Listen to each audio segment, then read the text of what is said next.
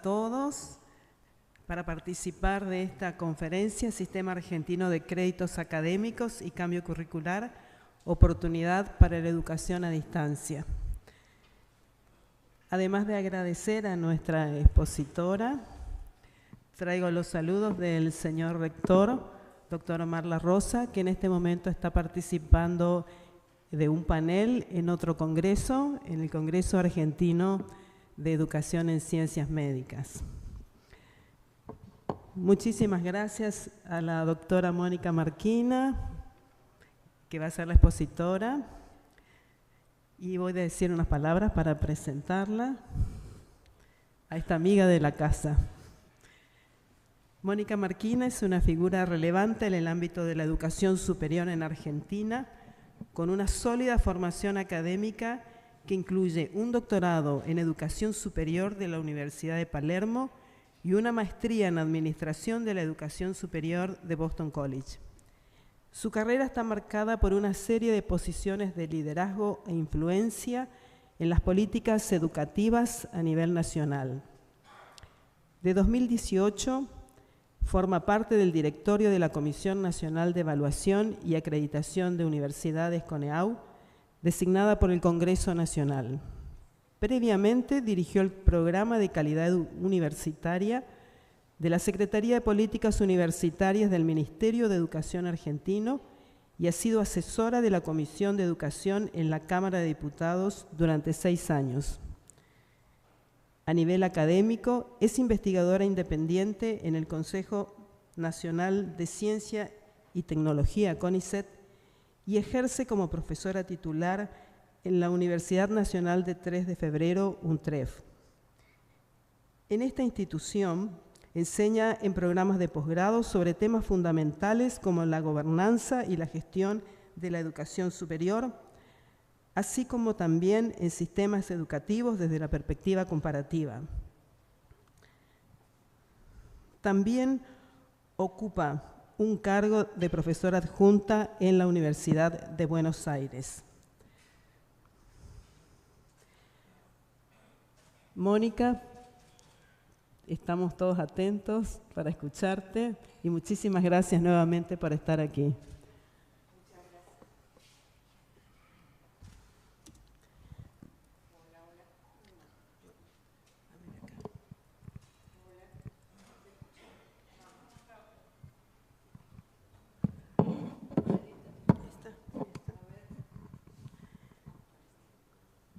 Hola, ahora sí.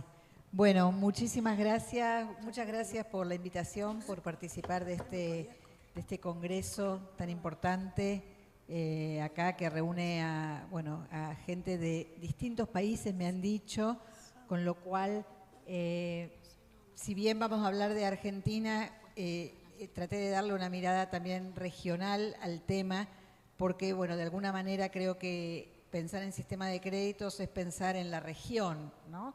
Así como otra región, que fue Europa hace 20 años, hizo lo propio cuando creó su propio sistema de créditos. Así que creo que, bueno, algunas ideas poder transmitirles para poder avanzar en este camino, espero que les puedan ser útiles. Y vamos a hablar hoy de algunos puntos. En principio, ¿para qué sirven los créditos? ¿Sí? Va a haber una primera parte que es más bien conceptual, que creo que es un poco el razonamiento, ¿no? Hablar de créditos, académicos, uno tiende a pensar en cálculos matemáticos y en realidad detrás de esto hay conceptualizaciones, hay fundamentos que siempre los tenemos que tener cerca porque si no corremos el riesgo en hacer un mero ejercicio mecánico de transposición de cosas y no tomar a los créditos, como creo yo, como una herramienta que sirve para aprovechar una oportunidad que es mucho más importante que los créditos, que es revisar algunos aspectos de nuestros planes de estudio, de nuestras prácticas de enseñanza, que hoy estarían explicando, aunque no son las únicas, pero que estarían explicando por qué los planes dicen una cosa y en la realidad pasa otra en términos de la prolongación de los estudios de los estudiantes. Esto es importante. Hay otras razones que son las económicas, las sociales. Yo los invito a dejar de lado esas variables y a focalizar en, bueno, cuánto de todo esto que pasa es explicado por la forma en que diseñamos las propuestas curriculares, las propuestas de los planes de estudio y cómo las ponemos en práctica. Por lo menos un ratito tratar de focalizar en eso. Después vamos a hablar de qué pasa con los sistemas de créditos en América Latina y particularmente en Argentina, para ir a algunas preguntas usuales que hoy se están haciendo a aquellos países que están instalando sistemas de créditos y terminar con algunas conclusiones. Así que vamos a empezar por la primera parte, para qué sirven los créditos académicos y qué concepciones subyacen. Yo siempre empiezo diciendo que los créditos o el sistema de crédito es una herramienta, ¿sí? Es una herramienta, un mecanismo, que en este caso sirve para algo bastante curioso, y que es para calcular el esfuerzo del trabajo de uno o un estudiante para acreditar resultados de aprendizaje. Ese esfuerzo está contado en tiempo, pero es un tiempo mucho más amplio del que usualmente nosotros lo contamos, que es el tiempo en el que nosotros como docentes estamos con los estudiantes. Ese es un tiempo de aprendizaje, pero hay todo otro tiempo y eso hace el tiempo total. Los créditos en ese sentido nos ayudan a pensar ese esfuerzo conjunto que hacen los estudiantes para hacer algo que le pedimos, y es aprender determinadas cosas, ¿sí? ¿Esto por qué es útil? A la universidad le es útil porque es un gran organizador el sistema de créditos. Sirve mucho para planificar la oferta formativa, para planificar el diseño de planes de estudio, para armar los recorridos. O sea, realmente tiene un valor muy potente en términos de organización, que además es una buena base para el reconocimiento entre instituciones, entre carreras de la misma institución, entre países. Es decir, que la verdad que en la medida en que lo podamos usar bien, los sistemas de crédito ayudan a la gestión académica muchísimo. Y para los estudiantes es fundamental porque sirve para organizar e ir acumulando de una manera objetiva los aprendizajes que va llevando adelante en el marco de una trayectoria de formación, ¿sí? A la que ahora con los créditos le podríamos dar reconocimiento. Digo de una trayectoria porque esto también es importante en esta idea de cambiar un poco la forma en que tradicionalmente pensamos. Los planes de estudio en general están pensados para un estudiante ideal y con una trayectoria típica, ¿sí? Empieza por un lado, tienen que seguir por el otro, pero en la realidad las trayectorias de los estudiantes en la misma carrera son múltiples, ¿sí? En algunas se suspenden, vuelven, en otras hacen recorridos distintos cuando se los permite, cuando no se los permite el plan se chocan y quedan atascados. Bueno, el sistema de créditos, en la medida que lo apliquemos bajo determinadas condiciones, ayudaría a que ese estudiante se le reconozcan sus aprendizajes y los pueda ir acumulando en una suerte de mochila, ¿sí? Para ir dando cuenta de lo que aprendió, que esto es lo importante, ¿sí? De lo que va aprendiendo a lo largo de su recorrido y de sus trayectorias. Ahora, para que todo esto pase, algo importante, el sistema de crédito es una herramienta y por tanto es un medio, depende cómo usemos la herramienta, desde qué lugar la usemos, ¿sí? Como cualquier herramienta de trabajo. Y en este sentido, para mí hay tres concepciones claves que van a determinar si el sistema de crédito sirve, o sea, va a ser útil o no es útil. Una, ¿qué concepción de aprendizaje manejemos? La segunda, ¿qué concepción de diseño curricular manejemos? Y la tercera es cómo pensamos la distribución de la organización o la organización de la oferta en la realidad, ¿sí? Y vamos a ir una por una con estas. Con respecto a la concepción de aprendizaje, hay, bueno, muchos aquí son de educación, pero en general se sabe que hay como dos grandes extremos, ¿sí? Una que básicamente que es la formación más tradicional, centrada en el docente, y otra en el otro extremo, centrada en el estudiante. En el medio hay variantes, ¿sí? Hay, como todos, son extremos que no son la realidad, pero en general cuando una concepción de aprendizaje está centrada en el docente, ¿qué es lo que sucede? Todas las decisiones están a cargo del docente. Los planes, en general los programas, son programas que están armados de manera disciplinar, de manera acumulativa, muy centrados en la disciplina de lo que se está enseñando. Los momentos, la enseñanza, las actividades y la evaluación son momentos muy compartimentados, que empieza uno y termina otro, porque el docente expone y después hay un momento de aplicación de los ejercicios. Una vez que eso sucede y se practican mucho los ejercicios, se toma una evaluación, ¿no? Que en general es una evaluación que trata de ver si se tiene la información o, bueno, si se saben los mecanismos, ¿sí?, para poder aplicar bien, correctamente, aquello que se enseñó. Este camino termina en algo muy claro, y es que si uno quisiera aplicar créditos aquí, créditos y horas de clase en el aula prácticamente es lo mismo. O sea, no tendría sentido, es lo que nos pasa hoy en muchos casos, ¿no? Cuando uno piensa más una propuesta centrada en el estudiante, no es que el estudiante arme un rompecabezas de su formación, ni mucho menos, pero sí tiene márgenes de decisión dentro de una propuesta pedagógica. La interacción entre la exposición, la actividad y la evaluación es un conjunto que va y viene permanentemente. Los problemas a resolver son problemas que se resuelven situadamente. Los programas de estudio quizás están organizados no por grupos de unidades temáticas, sino por problemas, por núcleos de aprendizaje. Hay mucho más trabajo grupal, se aprende en la práctica. La evaluación no siempre es la de constatar que se sabe algo, sino también es la formativa, la que sucede cuando en conjunto se resuelven problemas. Ahí, en esa mirada, en esa concepción, hay un tiempo que empieza a ser valorizado, que es el tiempo del estudiante que invierte fuera del aula para poder resolver las propuestas estas que les da el docente. Y en ese caso el sistema de créditos cobra un sentido totalmente distinto. Respecto al diseño curricular, esperen que quiero saber si... Bueno, vamos. Respecto al diseño curricular, también tenemos como dos ejemplos extremos, ¿no? Uno, un plan de estudio que es un túnel en donde hay que seguir determinados pasos para llegar finalmente a la titulación, ¿sí? Y otra posibilidad en donde hay un camino que está demarcado previamente, en donde hay, por supuesto, tramos obligatorios, pero luego hay caminos, hay optativas, no hay una secuencia única de cursado como en la primera. Quizás hay troncos y caminos que se pueden empezar por un lado y por el otro después, en la medida en que pueden ir llegando a tener obstáculos y no perder quizás un año o un cuatrimestre, puede haber recorridos alternativos. En esa idea en donde hay secuencias alternativas, en donde hay reconocimientos de materias optativas, selectivas, donde se reconocen prácticas o trabajos de campo afuera o experiencias de extensión, donde hay más variantes, el sistema de créditos cobra un lugar importantísimo, porque es la manera que nos va a permitir contabilizar todo eso que se está haciendo, que no es una única forma de hacerlo, y es lo que nos va a permitir identificar saberes o aprendizajes razonablemente equivalentes según las trayectorias y las alternativas que se elijan. O sea, nos sirve para encontrar la razonable equivalencia, que no es la equivalencia de mirar autor por autor, contenido por contenido, sino comparar resultados de aprendizaje.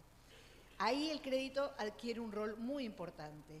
Y por supuesto también a la hora de la concepción de la organización de la oferta, porque podemos tener diseños curriculares muy abiertos, hermosos, pero en la práctica no está la oferta. O sea que en la realidad hay una única manera de hacerlo. Entonces, cuando existen estas variantes, estas posibilidades, también el sistema de créditos adquiere un valor muy importante. Esto es respecto de la concepción de aprendizaje, que ya lo pasé, en donde claramente hay dos formas distintas de conceptualizar. Este es respecto de los caminos del plan de estudios, ¿sí? Uno que va directo, sin opciones, y otro que reconoce secuencias diferentes y posibilidades diferentes. Y cuando hablamos de la organización de la oferta, estamos hablando de esto. A ver, ¿en qué medida esas propuestas flexibles de planes de estudio que permiten posibilidades se ponen en la práctica, ¿sí? En una institución, por ejemplo? Entonces uno podría pensar en 3 carreras distintas que comparten electivas. Entonces ustedes dicen, uno podría decir, bueno, ya cada carrera tiene su electiva, pero además podría compartir las de otros. Y esto no sería reemplazar, sino sería que hubiera más electivas sobre las cuales los estudiantes pudieran elegir. O compartir materias introductorias básicas que sabemos que tienen los mismos contenidos, que tienen un mismo objetivo, que es introducir algún campo de formación, ¿sí?, alternativo al de la carrera principal, como puede ser la introducción a la economía, introducción a la sociología, la estadística básica, los idiomas, O podríamos pensar en compartir ciclos iniciales, como hacen las ingenierías, o compartir experiencias de investigación. Bueno, cuando pensamos en esto, estamos hablando de esta dinámica, ¿no? De cómo esa organización flexible se pone en práctica. Y hay muchas otras, por ejemplo, cuando pensamos en titulaciones intermedias, que hoy están muy en boga, no pensamos en titulaciones aparte, cortas, sino caminos y trayectos que podrían en el medio ir certificando para luego llegar a una titulación más larga. O sea, a ese licenciado puede haber en el medio títulos de auxiliar, de asistente, de bachiller universitario, que hoy existe como posibilidad, o también las tecnicaturas, que esto es más complejo, ¿sí? Porque una tecnicatura tiene sus propias características y muchas veces, en la mayoría de los casos, no es la primera parte de una carrera larga. Acá hay una posibilidad. ¿Por qué estoy diciendo todo esto? Porque todo esto, una vez que se pone en fuego, lo podemos ir manejando y siguiendo a través de los créditos, ¿sí? A través de un sistema de créditos que permita ir contabilizando estos caminos, pero no solo en términos de horas o de créditos, sino además que cada crédito va a estar asociado a un campo de formación, a determinados resultados de aprendizaje, a una rama del conocimiento, y esto va a permitir identificar cada uno de esos trayectos, si sirven o no para una carrera o para más carreras, por ejemplo. Este es un caso muy interesante que empieza a aparecer en los talleres que estamos haciendo. Voy a contar, porque siempre cuento un ejemplo que a mí me abrió mucho el espectro de lo que uno lo dice, pero cuando lo pone en ejemplo es mucho más claro. Se trata, en este caso, por ejemplo, una carrera de diseño de ropa, ¿no? Diseño de indumentaria. Es una licenciatura, ¿sí? Esta licenciatura de una universidad pública está organizada muy en un currículum abierto y tiene dos claros troncos, uno que es mucho más teórico, histórico, ¿sí? Y otro que es de talleres. Entonces es una carrera que cobra mucha atracción y cada vez tiene más estudiantes. Y resulta que las autoridades comentan, el problema es que se nos inscriben todos en los talleres y no siguen la carrera. Y lo mostraron como una preocupación, ¿no? Nunca se van a recibir. No todos, pero una buena porción de estudiantes. Y eso explica por qué tiene tantos estudiantes esa carrera. Entonces uno podría pensar desde el lado negativo, ¿no? Esto explica que nunca se van a recibir, me está agrandando la matrícula, me va a levantar el porcentaje o el índice de abandono, es tremendo, ¿qué tengo que hacer? Y uno lo podría pensar al revés. Estamos posibilitando en la universidad pública una formación que claramente esas personas saben que es buena porque tienen resultados de aprendizaje necesarios porque probablemente les sirven para un emprendimiento y resulta que cuando ven que ya está todo se van. Ahora se van sin ninguna certificación, sin ningún reconocimiento. No podríamos pensar en una carrera entonces que pueda dar certificaciones parciales a esos recorridos y en una de esas, una vez que se va a trabajar a su propio taller, que la universidad le diga, cuando quieras volver y haces lo que te falta y sos licenciado. Bueno, esta es la manera, ¿no?, de cómo poder plasmar en la realidad estas dinámicas y ahí el sistema de créditos realmente es muy útil porque es el que nos permite, hay muchas otras posibilidades, es el que nos permite contar, poder cómo organizar estos bloques de una manera lógica y coherente, que todos aporten a una titulación o a una certificación, ¿sí?, y que uno lo pueda contabilizar de antemano y que los estudiantes sepan que tienen estas posibilidades de recorrido. Esta es la última que mostré, es una región, está pensando sacar unos técnicos con un nicho muy específico, que puede ser en un área de petróleo, por ejemplo, necesita técnicos en algo muy particular.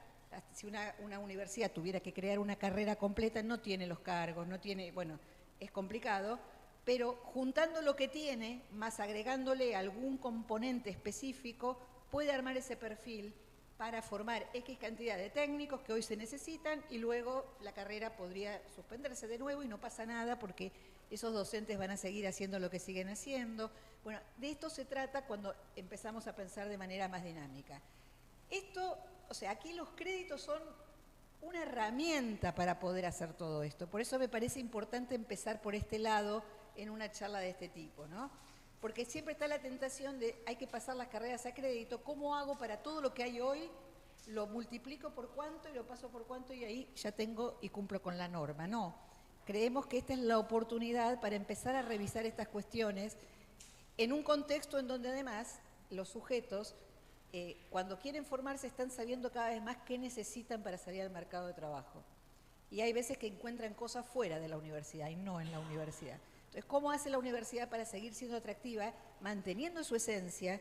Porque acá hay cosas básicas. La universidad forma en competencias transversales, en pensamiento crítico, en autonomía, en un montón de cosas que quizás otros proveedores no lo hacen, pero además poderles dar estas posibilidades, y para eso están pensados los sistemas de créditos.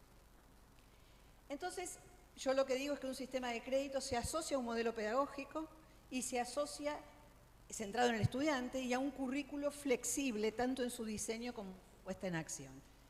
Y si vamos a incorporar sistemas de créditos sobre planes rígidos, centrados solo en horas de clase frente a los docentes, no agrega valor y va a ser un trabajo burocrático más que nos va a llevar un montón de tiempo, nos va a llevar peleas entre los docentes, cómo hacemos para cumplir con la norma, con lo que tenemos que está claramente excedido en términos de posibilidades que hoy los planes de estudio dan. Bueno, de hacer la tarea, hacer este trabajo de una manera más profunda y más consciente tiene un sentido mucho más interesante que el de aplicar una fórmula. ¿Qué es lo que pasa con sistemas de créditos en la región? Yo entiendo que hay aquí colegas de otros países de la región, por eso incorporo esta parte que hasta ahora en general no la incorporo. Pero, a ver, ¿qué es lo que podríamos decir? Que en la región hay sistemas de créditos. Muchos países tienen sistemas de créditos. ¿Cuál es el problema? Que son bastante heterogéneos entre sí, ¿sí? En general sirven más para ordenar internamente sus carreras y su oferta que para el reconocimiento entre instituciones, dentro de un país y entre países. ¿Sí? Algunos estudios dicen que apenas menos de un 5% de los estudiantes usan los sistemas de crédito para la movilidad, para el reconocimiento. Todavía las movilidades se cuentan y se reconocen programa por programa, materia por materia. No está esta práctica, aún cuando hay sistemas de crédito, de decir, bueno, este bloque, que son de tantos créditos en tal área para formar tales competencias o resultados de aprendizaje, es equivalente, vamos, venga, reconocimiento automático. Eso no existe. Hay brechas entre ese potencial, ¿sí?, que tienen los sistemas de crédito y lo que pasa en la realidad, porque todavía la homologación es caso por caso. Y también otra de las cosas que pasa es que están limitadas a lo que sería el sistema universitario o a la educación formal. No hay reconocimientos de otros saberes, de otros aprendizajes. Esto también se observa. Y también está la práctica de contar por horas, ¿no?, sin atender a los procesos reales de aprendizaje. O sea, esta cosa mecánica de la que estamos hablando. Hay algunos sistemas más recientes, como en el caso de Paraguay, de México y de Argentina, que están incorporando en las nuevas normativas el tiempo del estudiante total, que implica el tiempo del aula más el tiempo autónomo. Se establecen parámetros mínimos por titulación. O sea que habría una nueva tanda, ¿sí?, de los países más recientes que están empezando a incorporar, al menos en la narrativa de las normativas, esta idea de ir un poco más a fondo con las conceptualizaciones. Y en realidad el problema que sí aparece, es algo típico de la región, es que las condiciones de sostenibilidad de estos sistemas son bastante débiles. Cambian con los gobiernos, ¿sí? No hay acuerdos institucionales sólidos, las normas no son muy claras y flexibles, no hay marcos de cualificaciones que permitirían saber en cada país cuál es la estructura de títulos y cómo se asocia a sistemas de crédito. O sea que en realidad es un desarrollo incipiente y heterogéneo, y yo ahí lo que creo es que hay una tensión en todos los sistemas de crédito, incluso en el que se acaba de aprobar en Argentina, entre dos lógicas distintas del sistema de crédito. ¿Para qué sirve? ¿Para ordenar internamente? ¿Para cortar carreras, como lo dice en general, ¿no?, la nueva normativa en Argentina? ¿O para el reconocimiento de la flexibilidad? Acá hay una tensión, ¿sí?, de finalidades que es necesario sortear, porque no es una cosa o la otra, y se está perdiendo bastante el potencial que tienen los sistemas de créditos para el reconocimiento y la flexibilidad dentro de un país y entre países. Acá hay una tablita que muestra la gran heterogeneidad de la que estaba hablando, ¿no? Estos son todos países que tienen sistemas de crédito. Y como ustedes ven, ya de por sí las horas por crédito varían absolutamente. Además, acá también, bueno, los créditos, los topes anuales también varían. Y la base del cálculo, si se calcula el tiempo total del estudiante o el tiempo del aula, todavía en algunos países varía, ¿sí? Lo que pasa es que hay sistemas más antiguos que vienen más con una modalidad de focalizar solo en el aula y hay otros que más recientemente están incorporando el tiempo total del estudiante. Entonces estamos en una situación en la región en que, primero, habría que revisar sobre todo los sistemas de crédito que son antiguos y luego tratar de encontrar ciertos patrones comunes, no para armar un único sistema de crédito, sino al menos encontrar las equivalencias entre los sistemas de crédito de los distintos países de la región, que es algo que nos debemos, si queremos, como siempre mostramos, querer parecer a lo que ha sucedido en Europa, ¿no? Y yo creo que ahí tenemos cosas para copiar, cosas para inspirarnos y otras cosas que no, porque somos absolutamente distintos. Lo que sí necesitamos es un lenguaje común para saber de qué estamos hablando en cada caso cuando hablamos de reconocimientos, de saberes equivalentes, de aprendizajes o de competencias. Algo entonces importante que están incorporando las nuevas normativas de sistemas de crédito en la región es una concepción del tiempo del estudiante integrada, que implica el tiempo del aula, ¿sí?, que se lo llama tiempo de interacción pedagógica, por lo menos en Argentina, que es todo el tiempo que comparte el estudiante con los docentes con fines de enseñanza, no importa la modalidad, y esto es importante para el caso de Argentina, esto está explícitamente mencionado en la norma, ¿m? O sea, hay interacción pedagógica, no importa la modalidad, ya de algo vamos a hablar de esto, y el tiempo autónomo del estudiante, que es todo ese tiempo que destina un estudiante sin interacción pedagógica y que es necesario para cumplir con las exigencias del plan de estudios. Y acá estamos hablando del tiempo de lectura, el tiempo de trabajos prácticos, ejercicios, problemas, diseños, proyectos. O sea, entiéndase acá que aún podría haber guías de los docentes para armar los proyectos, para armar los ejercicios. Esta parte podría estar guiada, pero no hay una interacción, ¿sí? Es un tiempo totalmente autónomo. Todo esto, dentro de los nuevos sistemas, la nueva generación de sistemas de créditos, hacen al tiempo total de trabajo del estudiante y esto es lo que se cuenta por crédito, ¿sí? La cantidad de horas por crédito va a contar ambas cosas. Y esta es la gran novedad, porque estamos ahora visibilizando un tiempo que existió siempre, pero hasta ahora, desde las propuestas docentes, nunca los considerábamos. Y es cuánto tiempo tiene que invertir ese estudiante en lo que uno como docente le pide para cumplir con lo que se le exige. Y esto es tiempo que probablemente, y esto ya está casi demostrado, explica en gran parte por qué los estudiantes en los planes tal como están hoy tardan mucho más que el tiempo que los propios planes establecen. Es verdad, trabajan, cuidan familia, pero además si despejáramos esas variables y fuera un estudiante que no hace nada de eso, también nuestros planes están excedidos porque hay un tiempo autónomo que es superior al que supuestamente uno cree que es para cumplir en los tiempos que dicen los planes de estudio. ¿Por qué me interesa todo este tema? Porque cuando uno mira, sobre todo en la última generación de sistemas de créditos, hay un espejo que es Europa, ¿sí? De hecho, cuando hablamos de los 60 créditos anuales, que en general Chile, Argentina, Paraguay miraron al sistema europeo, ¿sí? El sistema europeo, con todo el proceso, la creación del espacio europeo y el proceso de Bolonia, creó, entre otras cosas, un sistema de créditos que es igual a 25 y 30 horas de trabajo del estudiante. Ahora, ¿cuál es la estructura de titulaciones de Europa? Muy distinta a la nuestra, a las nuestras de América Latina, porque ellos tienen hay carreras cortas de 120 créditos europeos, que serían 2 años, después tienen el bachelor, que no es la licenciatura latinoamericana en general, porque nuestras licenciaturas, por lo menos en Argentina, forman de una manera tal que habilitan para el ejercicio profesional. En el caso de Europa, tienen el bachelor, que en realidad es formación general básica y básica en un ámbito del conocimiento que dura entre 3 o 4 años, y eso no los lleva al mercado de trabajo. Tienen que seguir con un máster, ¿sí? Ahí pueden entrar al mercado de trabajo y a veces hasta tienen que rendir un examen de habilitación profesional. Entonces aquí también hay que estar atentos a cuando copiamos o nos inspiramos en otros sistemas para ver, bueno, ¿estamos hablando de lo mismo o no?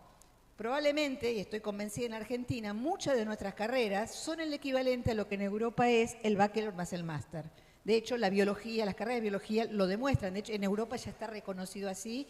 Nuestra carrera de biología argentina, cuando los estudiantes van allá, ya les cuentan que todo eso es un máster. El problema es que como no tenemos créditos, no se podía constatar, había que mirarlo. Ahora con los créditos lo podemos hacer. Entonces, ¿hay que acortar carreras? Y no, ¿por qué no mantenemos la esencia de lo que tenemos y le comunicamos al mundo lo que tenemos? Lo que sí tenemos que hacer es decir que si nuestras carreras duran 5 años, tiene que durar 5 años. No, en la práctica no pueden durar 10, ¿sí? Pero de ninguna manera un médico podría tener una duración de 4 años de un bachelor, ni un ingeniero, ni un abogado, por ejemplo. ¿No? Otras carreras quizás sí, no lo sé. Así que esto es importante. También es importante saber que en Europa algunos países establecen carreras reguladas por el Estado que duran 6 años, entre ellas medicina. O sea que tampoco es que ni en Europa está esta idea de que las carreras son tan cortas. Bien, es decir que el sistema de crédito, si lo pensamos en términos de... y este lenguaje común es realmente muy facilitador en términos de reconocimientos. Bueno, en el caso de Argentina, rápidamente, ustedes ya lo deben saber, pero para quienes no son de Argentina, hace bastante poco se creó el SACAU, que es el Sistema Argentino de Créditos Académicos Universitarios, que crea el CRE, que es el crédito, ¿sí? Que es una unidad de tiempo total de trabajo académico, que estimativamente total del trabajo, ¿no? De aula y fuera del aula, que dedican los estudiantes para alcanzar objetivos formativos de cada una de las unidades. O sea, es la forma en que podemos verificar el esfuerzo en tiempo que lleva un estudiante para lograr aprobar algo.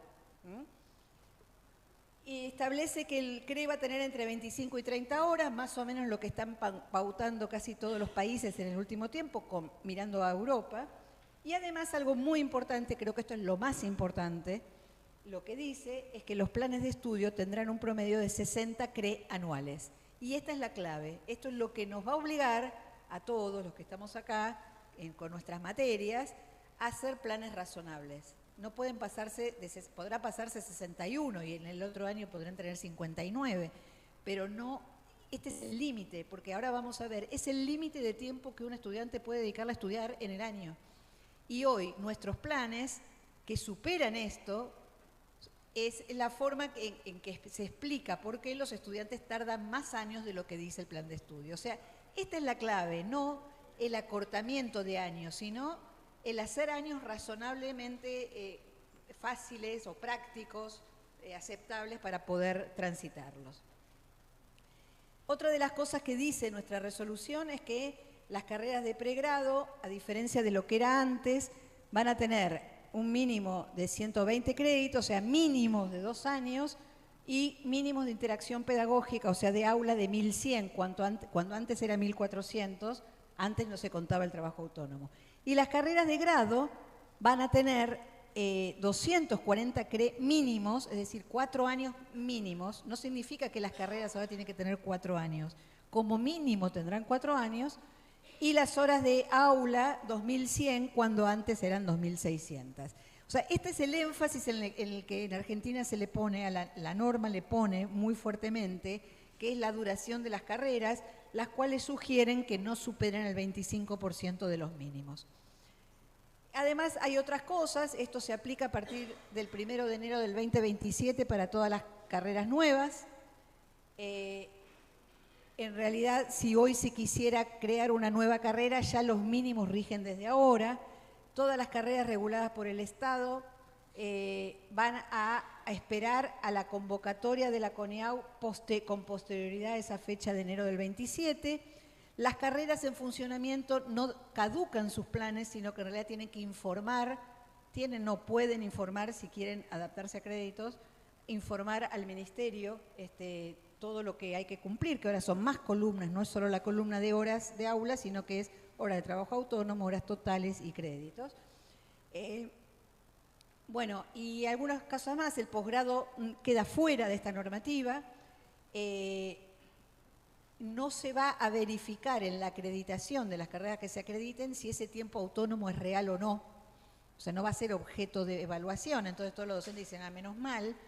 Pero en realidad ¿qué es lo que va a pasar? El plan de estudio es un documento público que ahora va a decir tiempo autónomo y tiempo de interacción, con lo cual los estudiantes van a tener una herramienta para reclamar en caso que haya un docente que les diga, no, esta materia se rinde después del verano.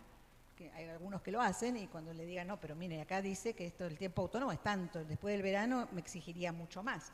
Entonces, realmente es un instrumento que va a ser muy útil para los estudiantes también. Bueno, lo que no hace la norma, o sea, pone mucho el énfasis en esto, ¿no? La duración de las carreras, pero no en cómo hay que comunicarse con otras carreras para que todos más o menos contemos lo mismo y nos podamos reconocer. Porque podríamos nosotros aplicarle créditos a una carrera y otra carrera muy parecida de otro lugar le podría aplicar con otro criterio otros créditos y después nunca nos vamos a poder reconocer. Entonces, esto es lo que le está faltando a la norma y es lo que hoy está en manos de las instituciones de poder trabajar en este sentido. Algunas preguntas típicas. ¿Cómo estoy de tiempo? ¿Tengo todavía un ratito? Sí, ¿no? ¿Sí? Bien. ¿Me hacen una seña cuando falten 10 minutos? ¿Qué significan 60 créditos? Y esto le sirve para cualquier país que haya puesto este parámetro. Porque eso es un abstracto, o sea, uno dice, bueno, ¿qué son 60 créditos por año? ¿No? Esto que yo digo que es tan importante. Supongamos un cuatrimestre de 30, ¿no? Si es 60, supongamos, no lo dice la norma, pero supongamos un cuatrimestre de 30 créditos y que tiene 16 semanas, si contamos también la semana de los finales, que ahora hay que contar porque es tiempo autónomo de preparación, ¿sí? ¿Y de qué estamos hablando? Si nosotros le ponemos al crédito 25 horas, estamos hablando de 750 horas cuatrimestrales de trabajo del estudiante, lo que son 47 horas semanales, lo que son 8 horas diarias de lunes a sábado. ¿Sí? Si le ponemos 30 horas al crédito, o sea, el otro extremo de lo que posibilita la norma, son 900 horas en un cuatrimestre, tip ideal, ¿no? Estamos inventando, 56 horas de trabajo semanal y 9 horas de trabajo diario de lunes a sábado. Entonces ustedes dirán, qué tremendo, nos estamos copiando Europa, pero en Europa son full time y acá no, ¿no? Esta es la pregunta que surge. Estamos aplicando una norma que... Ahora, yo desde ya les puedo decir que nuestros planes están muy por arriba hoy de los 60 créditos. Y esto explica, hay razones económicas, sociales, laborales que hacen que los estudiantes se demoren, pero hay muchas razones que tienen que ver con cómo nosotros estamos proponiendo los planes de estudio y su puesta en acción. O sea que claramente 60 créditos es para un estudiante full time, ¿sí? Porque después de las 8 horas tiene una vida también, como todos, después de trabajar, pero acá con los sábados además. O sea, pensar en el tiempo autónomo nos permite realmente dimensionar ese trabajo posible del estudiante.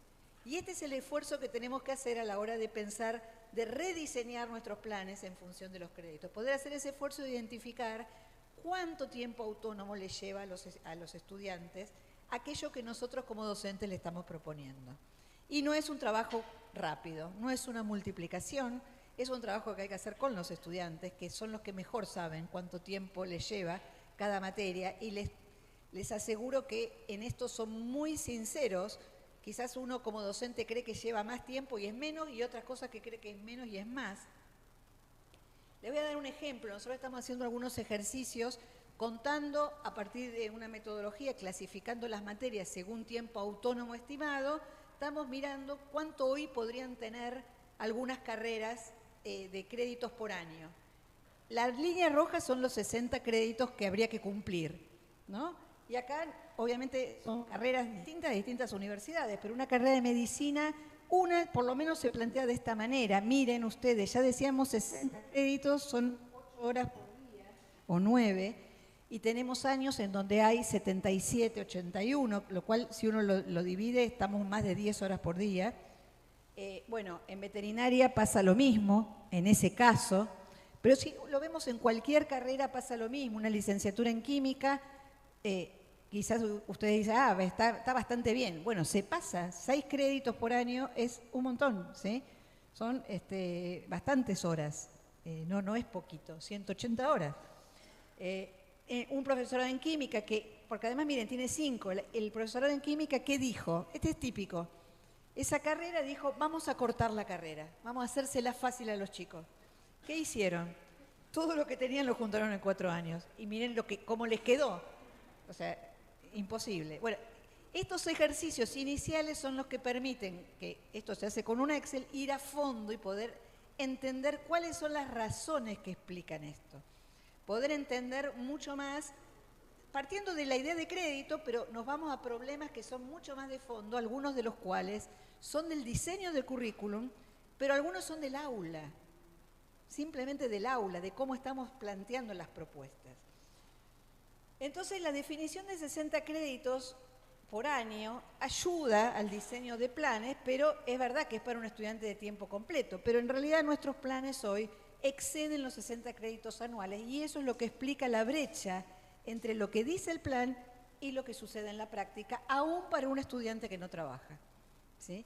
Y este es un poco el desafío, de ver a partir de esta realidad qué hacemos.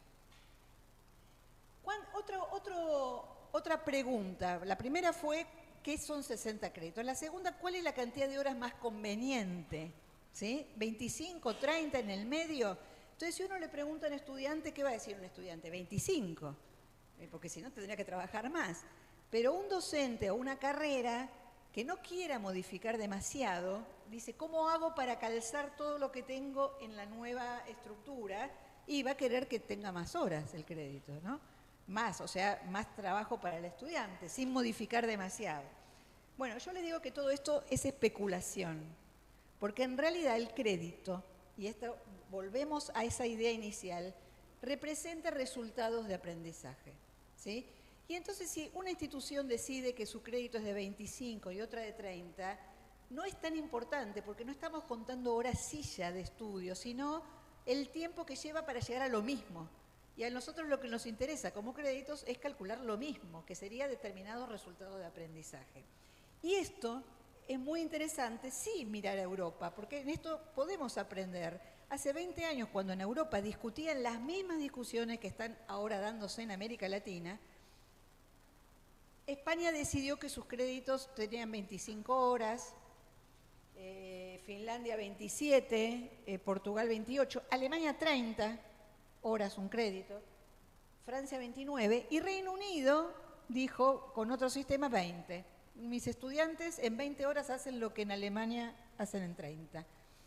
Y esto se demostró, ¿sí? Hay estudios detrás en su momento, incluso en Alemania le dieron la posibilidad de definir, 30 es un promedio, porque le dieron la posibilidad de definir en las instituciones. Ahora, una vez que pasó esto en Europa y se pusieron de acuerdo, nadie, ¿ustedes se imaginan a un alemán que le diga a un inglés, lo tuyo vale menos que lo mío? No, un crédito europeo es un crédito europeo. Si en un contexto le demora más tiempo a un estudiante y en otro menos, es un tema del contexto, pero los resultados de aprendizaje y las competencias, porque ellos hablan de competencias, son las mismas y esto es lo que nos interesa, ¿sí? Tener un patrón, un elemento que nos permita contar lo mismo.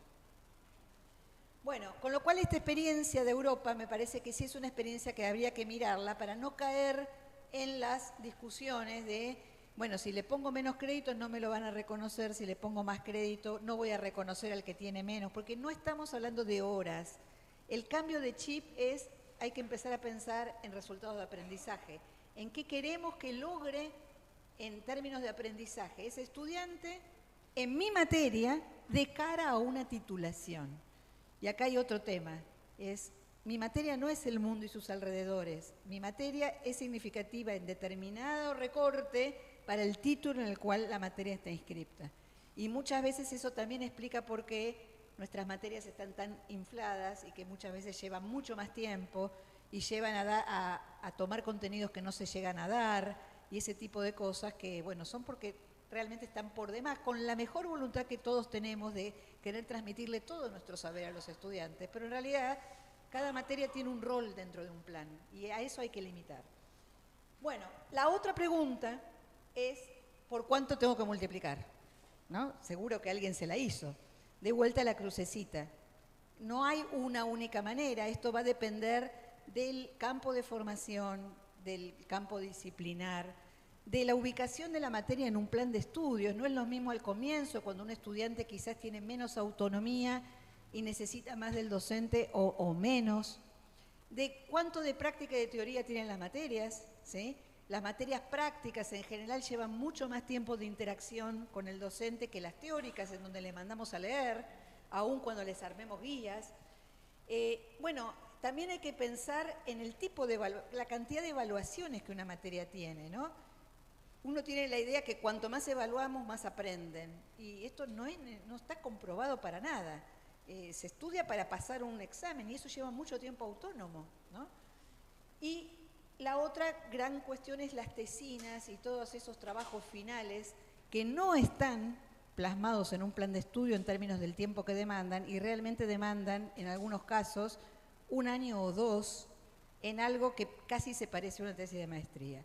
O sea que hay que revisar muchas cosas y calcular el trabajo. Si decidimos que haya una tesina, porque decidimos que en ese título va a tener una salida académica que tiene sentido que haya una tesina, bueno, contar todo el tiempo autónomo dentro del plan de estudios que esa tesina va a implicar.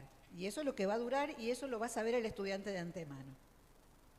Por supuesto, una tesina en una carrera profesional no tiene sentido, ¿no? Estas son las cosas que también vale la pena revisar. Entonces, ¿cómo calculamos ese tiempo autónomo? No hay una manera. Acá la sugerencia es identificar bloques de materias que estén asociadas a un tiempo autónomo, que uno podría pensar por ciclos, uno podría pensar por el peso de la teoría y la práctica, podría combinar muchos de estos criterios, podría pensar en otros criterios distintos, pero esto es un trabajo materia por materia para ir viendo cuánto trabajo autónomo tiene. No pueden tener todas lo mismo, pero tampoco cada una puede tener un tiempo específico. Habría que encontrar criterios, ¿no? Para decir, hay algunas materias que van a tener una alta intensidad de trabajo autónomo, esto significa por cada hora 2 horas o 3 horas, lo que quieran, y otras van a tener otra y otras van a tener otra. Y entonces acá seguramente ustedes me preguntarán, bueno, esto no es hacer una simple multiplicación, sino que es revisar la propuesta completa. Y acá me van a preguntar cómo calculamos el tiempo de la educación a distancia. Y yo lamento decirles que no tengo la menor idea, ¿sí? Pero sí tengo algunas ideas, un poco revisando materiales que ustedes mismos han ido desarrollando, porque es verdad, o sea, hay algo claro, hay un error cuando se dice, ¿por qué se llama tiempo de interacción pedagógica y no tiempo presencial? Muchos dicen tiempo presencial, eso es un error. Es el tiempo de interacción pedagógica que ahí está incluido, tanto el tiempo de coincidencia física en el aula, como también la coincidencia temporal a través de las pantallas, digamos, en un vínculo sincrónico. O sea, eso más o menos está claro.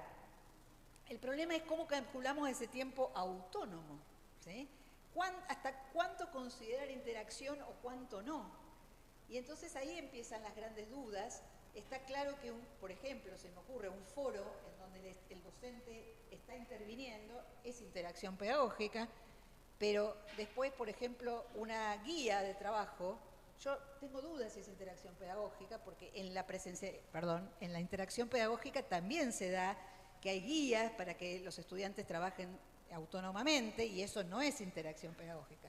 Bueno, acá hay toda una tarea que ustedes van a tener que hacer, tratando de discriminar y también en vincular la realidad de la modalidad con la realidad de la otra modalidad, porque hay muchas coincidencias y hay muchas particularidades, ¿sí? Entonces ahí, por ejemplo, de los documentos que leí que me pareció interesante, primero, que lo asincrónico tiene una intencionalidad pedagógica, que para estimar los tiempos virtuales, bueno, hay que ver la forma de calcular foros, webinars, hackatones, simulaciones, bueno, en donde hay intervención de los docentes, pero a veces esa intervención es diferida, no es en el mismo momento. Bueno, también esto hay que considerarlo a la hora de considerar el tiempo autónomo, el tiempo de interacción. Y después todo el otro trabajo que tiene que ver con las tareas propias del entorno tecnológico, la navegación para buscar recursos, la participación colaborativa en líneas, bueno, toda una serie de cosas que son muy particulares del trabajo con las tecnologías, que ahí también hay un tiempo que yo entiendo que es autónomo. Pero bueno, ahí es un trabajo que hay que de alguna forma desmenuzar y poder clasificar, tratando también de correrse, creo yo, pero es una sugerencia en algo que es un campo a desarrollar. Siempre hay una idea de defender nosotros de los docentes la interacción pedagógica, ¿no? Y pasa también con lo que es las materias de presencia física, digamos, ¿no? de la modalidad presencial. Entonces, bueno, si mi materia me sacan horas de interacción, es como que me sacan cosas, ¿no? Entonces siempre hay una reacción de mantener todo lo que se pueda la interacción. Y no, porque el rol del docente cambia, pero no es que desaparece. Es otro el rol que tiene, al elaborar materiales, al conducir, al dejar que trabajen y luego hacer devoluciones. Esto también es importante para ambas modalidades, ¿no? Cuando uno habla de evaluaciones, la evaluación es devolución también, y a veces no damos devoluciones, le damos una nota y nada más.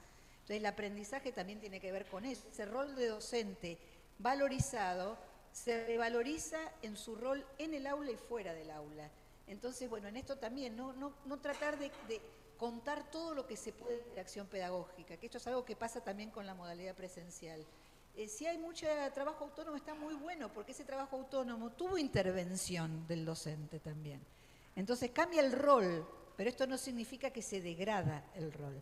Así que yo simplemente les dejo temas en los que hay que tomar decisiones y que por supuesto yo no soy quien para tomarlas, porque además no soy experta en educación a distancia, pero sí claramente es un tema que hay que ponerse a trabajar para poder comunicar las particularidades que va a tener esta discriminación de tiempo autónomo y tiempo de interacción en la modalidad. Bueno, ya para ir cerrando, razones que explican la extensión de las carreras, ¿no? Ya me voy de las modalidades. Primero, muchas horas áulicas. Lo que aparece es una gran cantidad de horas de aula. Es más, algunos dicen, en realidad no las doy todas. Ya los estudiantes saben. Pero muchas horas áulicas. Cuando se justifican esas horas áulicas, puede pasar que hay muchas horas de trabajo autónomo, y acá hay un balance. Si una materia justificadamente tiene muchas horas de aula, no debería tener tantas horas de trabajo autónomo y viceversa. El tiempo de las diferentes evaluaciones, nadie lo cuenta, ¿sí? ¿Cuánto tiempo lleva a preparar las evaluaciones? Tanto las evaluaciones de los parciales como las preparaciones de los finales. El tiempo de las tesis y tesinas, ya lo hablamos. El volumen injustificado de contenidos. Con contenidos acá hay muchas dimensiones. Primero, como mencioné antes, los famosos contenidos que no se dan pero se toman, ¿sí? Y se dice naturalmente esto. Bueno, esto no puede pasar. Si no se dan, no son importantes. Si no, hay que jerarquizar, ¿sí? Pero si en un cuatrimestre hay contenidos que no se llegan a dar, es claro que esa materia está sobredimensionada. Hay que ver por dónde hacer el redimensionamiento. Porque además, si no, hay que contar el tiempo autónomo que le lleva al estudiante para preparar un tema que nunca nadie le enseñó, ¿no? Y eso hay que contarlo de alguna manera. Contenidos superpuestos, contenidos que son demasiado profundos para la titulación, ¿sí? Esto pasa mucho con las materias básicas, las matemáticas, etcétera, que en general la dan matemáticos y que dan todo porque es su campo, pero en realidad dan por demás en términos de profundidad para lo que se necesita en esa titulación. Bueno, y después las trayectorias de los estudiantes, poder entender que hay estudiantes que avanzan, se detienen, se van, vuelven. Esto hay un exceso de tiempo, claramente, ¿no? Aquel estudiante que hace estos talleres que recién les decía, se va, trabaja de eso porque la verdad que aprendió un montón y después quiere volver. Bueno, ahí ese tiempo, ese estudiante demoró un montón. Quizás es hora de empezar a pensar cómo ir certificando estos caminos intermedios, ¿no? Bueno, estos problemas en general nosotros los estamos clasificando en problemas de aula problemas de diseño curricular y problemas de organización institucional, porque es una manera también de ver por dónde empezar a mirar cómo resolver estos problemas para hacer los planes de estudio y las propuestas en acción mucho más dimensionadas. Y también están las líneas de mejora, ¿no? Que hay muchísimas, las estamos codificando, estamos tratando de encontrar. Ahora fíjense, todo esto es un trabajo de fondo. Acá no estamos hablando de créditos cuando hablamos de esto, pero esto va a ser necesario para después poder transportar a créditos razonables dentro de la nueva normativa. Bueno, para terminar, y ya cierro, pareciera que empezamos con el pie izquierdo porque los 60 créditos es para un estudiante full time, en América Latina no hay acuerdos sobre créditos, no tenemos marcos de cualificaciones en general y cuando existen no le damos mucha importancia, están disociados de los créditos. No hay orientaciones para calcular el trabajo del estudiante en ambas modalidades, va a haber que hacerlo. No hay indicaciones para reconocimientos interinstitucionales, no hay orientaciones para la regulación a nivel institucional y la gestión de los créditos. Pareciera que está todo por hacer, pero bueno, justamente como está todo por hacer es el momento de agarrar la pelota y hacerlo entre las instituciones. Y acá yo veo como dos posibilidades, o competimos o trabajamos colaborativamente. Entonces yo creo que lo mejor es trabajar colaborativamente para darle a los créditos esta dimensión del intercambio y el diálogo, tanto entre instituciones del país como nosotros como región, dentro de la región entre países y dentro de la región con la otra región, para poder a través de los créditos mostrar que tenemos equivalencias razonables, aunque con cosas distintas, y que los créditos pueden ser una buena manera de contar aquello que es razonablemente equivalente. Bueno, 5 niveles de decisiones. Hay decisiones que hay que tomarlas a nivel nacional, a nivel de las instituciones, pero hay otras cosas que sí o sí se toman a nivel institucional, hay otras que se toman a nivel de los planes y hay otras que se toman en el aula. El aula no puede definir cuántas horas tiene un crédito, eso se define a nivel institucional, ¿sí? Pero sí puede decir y aportar su materia cuánto de tiempo autónomo y cuánto de tiempo de interacción tiene. O sea, hay una distribución de tareas que hay que empezar también a hacer y que no están tampoco dichas en ninguna norma. Hay dos caminos, uno es agarrar la calculadora, mirar un poquito la punta del iceberg y quizás hacemos algo, logramos poner todo, encajar y quizás dentro de 5 años vemos que los problemas siguen iguales. Y la otra es poder agarrar la calculadora, ver dónde estamos, ver cuán desfasados y trabajar el fondo. ¿A qué se debe eso, ¿no? ¿Cuánto de esto se debe a los planes? ¿Cuánto se debe a lo didáctico? ¿Cuánto necesita de acuerdos interinstitucionales? ¿Cómo reconocemos trayectorias diversas? Bueno, cuando hacemos ese trabajo de fondo, ahí podemos volver a los créditos, fundamentamos, volvemos a los créditos y ahí de alguna forma probablemente los créditos reflejen los cambios que estamos haciendo y que no es el cambio de créditos, es el cambio curricular. Y que esto es lo que necesitamos hacer hace mucho tiempo y que por millones de motivos, muchos justificados, no lo hacemos. Entonces esta es la oportunidad de hacerlo, aún en un contexto, como el caso de Argentina, en que estamos cada vez más ahogados con lo presupuestario, pero es una manera también de mostrar que en cualquier lugar la universidad siempre se piensa y se repiensa y con esto lo hacemos. Creo que esta es la enseñanza, o por lo menos lo que deberíamos poder transmitir a la sociedad en general. Así que bueno, con esto los dejo, termino y muchas gracias por la atención.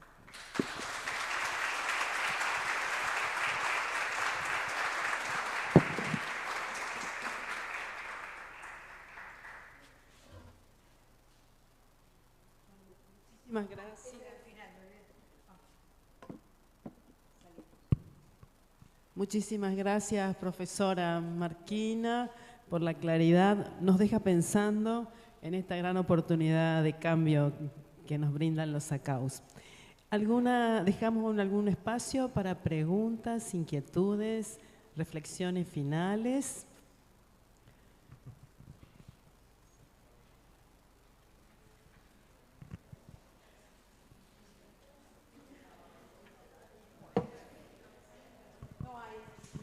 Quedaron todos muy bien, gracias. Muy claro.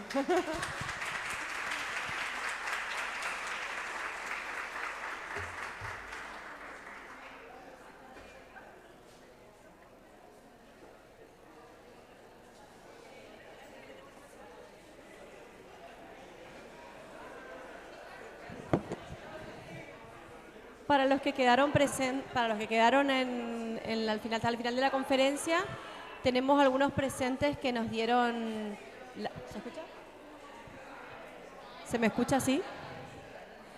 Para los que quedaron hasta el final, tenemos algunos presentes que nos otorgaron los sponsors, que los vamos a sortear entre los que están, los que se quieran quedar.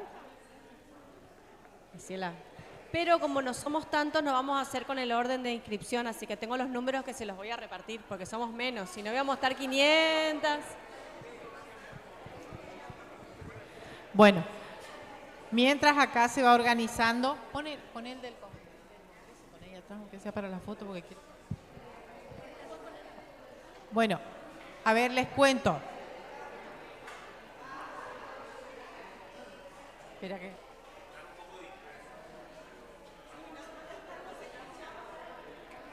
Lo que pasa que...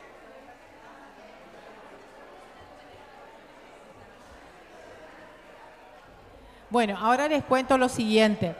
Algunas universidades que participaron del encuentro y organizaciones acá de la zona, de la región, han enviado algunos presentes para que sea compartido entre, quienes estuvieran hoy acá. Entre esos, les digo, está la Universidad Nacional de Quilmes, también ahí veo Eudene, después nos mandó, ¿dónde están los obsequios? No, acá adelante traigan, pone ahí. Entonces puedo ver, porque si no, no me acuerdo. El ICTI, poner en la silla. Porque como fueron llegando y como no me acuerdo el orden, poner en la silla los presentes, entonces puedo ver de quiénes son para decir. Y que...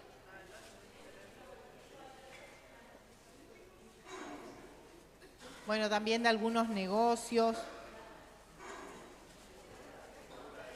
¿Ese de quién es? Que tienen Facultad de Derecho, Facultad de Ingeniería. Ayúdenme. Bueno, sí, ya dije la Universidad Nacional de Quilmes. Essen. ¿Vos le conectas? Sí, decime nomás qué hay que poner. Bueno, ¿viste? Sí, Essen de la Joya. Essen de la Joya estuvo con un robot y yo comí el mousse, qué rico. Sí. No sé si venden el robot o la olla. Bueno, Luciana, ¿ya entregaste los números? Ah, ya está. Joaquín. Sí, todo. ¿Y ese de quién es? Porque quiero saber de quién es. Ah, eso también son de ahí ya. ¿Cómo se llama? ¿Cómo se llama el? ¿Cómo? Golden Light.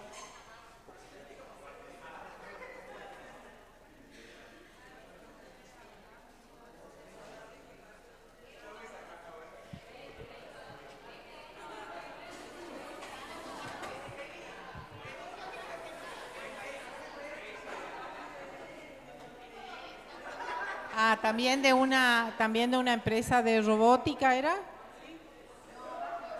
Bueno, hay lindos premios.